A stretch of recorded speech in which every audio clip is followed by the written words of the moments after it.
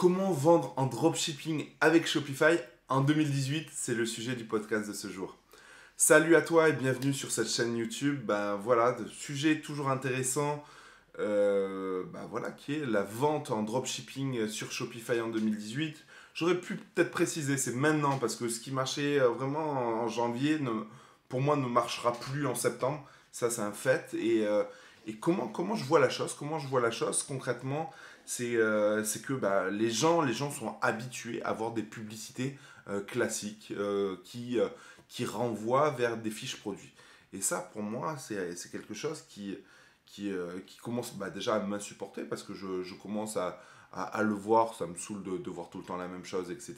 Donc si moi, en tant que web marketeur, ça commence à me saouler, je pense que ça saoule de plus en plus de monde. Est-ce que ça marche? La réponse est oui, ça marchera toujours, mais pour moi, la conversion sera bien moins... elle sera moins bonne, la conversion, elle sera moins bonne, et c'est un fait, voilà.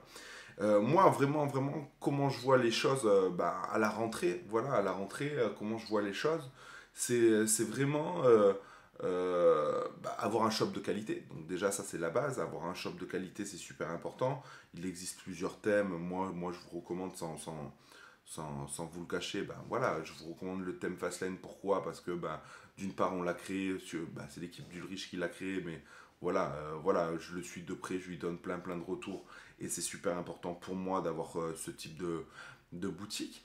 Euh, Ce qui est super important pour moi, c'est vraiment d'aller plus loin que les autres, c'est d'aller plus loin.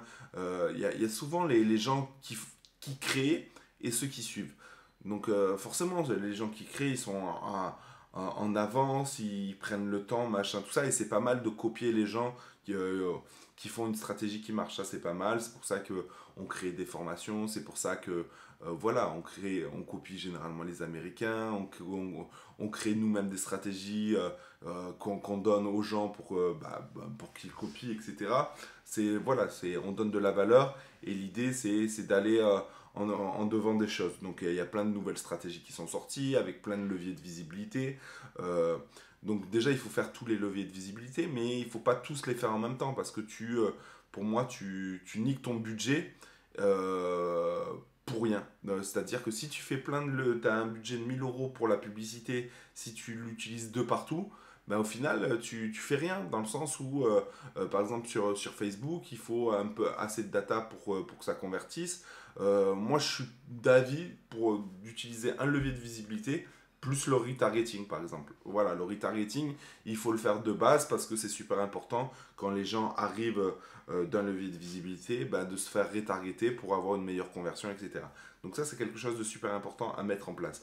Quelque chose d'autre à mettre en place qui est super important, c'est les séquences mail, les relances mail, les séquences mail, entretenir soit ton visiteur, soit ton acheteur. Ça, c'est super important à mettre en place. Tu dois le faire par mail, mais tu peux le faire aussi par SMS. Très important de le faire par SMS parce que le taux de conversion est bien meilleur parce qu'un SMS est beaucoup plus lu qu'un mail. Donc ça, c'est des choses importantes à savoir et à prendre en considération.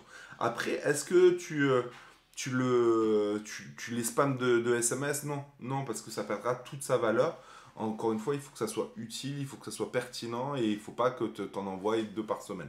Parce que sinon, le gars, il va se désabonner, et pour moi, la valeur d'un SMS a énormément de valeur. Qu'est-ce que je préconise aussi? C'est les tunnels de vente. Forcément, tunnels de vente, j'en parlais dans mes dernières vidéos. On a fait un live avec Ulrich, bon, un live qui a foiré parce que on s'est fait couper par l'Ornibox, mais on va envoyer le replay. Il y a eu beaucoup de monde qui nous ont suivis, qui ont adoré cette stratégie. Le fait de faire des tunnels de vente améliore votre conversion, forcément, parce que si vous avez un produit qui a plusieurs avatars différents de clients, vous allez créer une page intermédiaire par avatar avec le contenu de qualité pour qu'il y ait une meilleure conversion.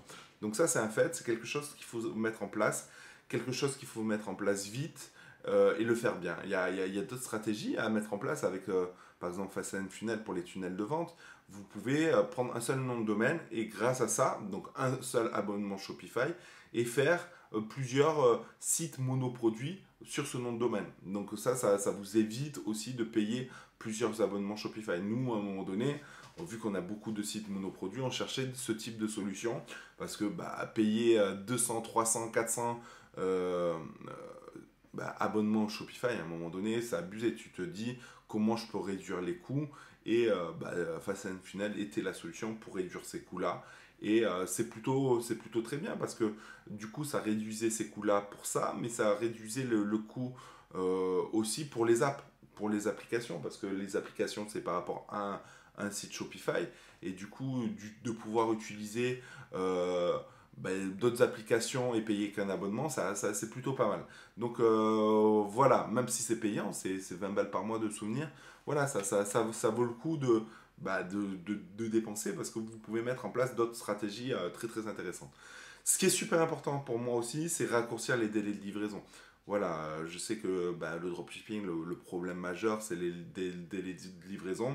Et il faut réduire ces délais de livraison pour être beaucoup plus performant, pour avoir une satisfaction beaucoup plus importante et forcément pour mieux convertir. Parce que si vous avez des délais plus courts, la conversion, elle se fait, elle est plus haute, plus grande. Chose importante aussi, pour moi, c'est le packaging, avoir un packaging de qualité avec un logo, avoir un CTA à l'intérieur pour mieux convertir, par exemple avec un code promo sur un produit ou sur toute la boutique, etc. C'est des choses qui vont vous permettre de plus de grandir, voilà, de grandir, voilà. Dans tous les cas, ça, je vous en parlerai un peu plus au mois d'octobre, septembre, octobre, voilà. Nous, on teste une solution qui a fait voilà, mon business angel, celui qui a investi dans les pop bags, dans d'autres choses, etc. Lui, voilà, il fait du B2B, du B2C, il s'y met que récemment, mais il fait énormément de B2B avec des grosses boîtes, avec des grosses enseignes, des grosses chaînes de magasins en France et en Europe. Et du coup, je l'ai motivé à monter ce type de plateforme pour aller plus loin pour moi, mais aussi pour les autres. Encore une fois, il faut sans cesse se renouveler en dropshipping. Il faut tendre à faire du stock. Ça, c'est la finalité. N'oubliez pas que le dropshipping, c'est un business model de l'e-commerce. Et pour moi, c'est pas un business model que tu dois faire sur le long terme.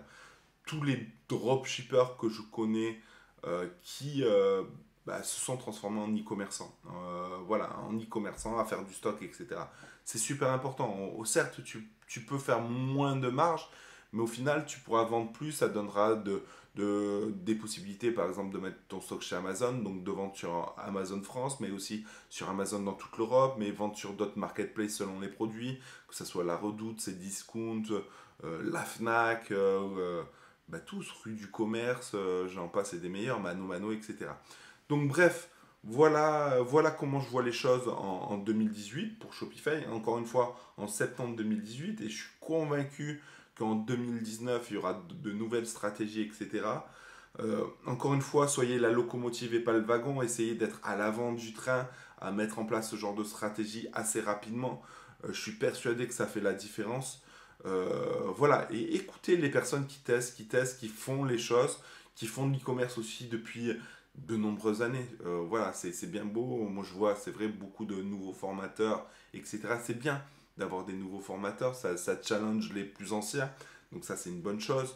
Faites attention aux chiffres que vous voyez. Un chiffre, un CA et un bénéfice, ça ne veut rien dire.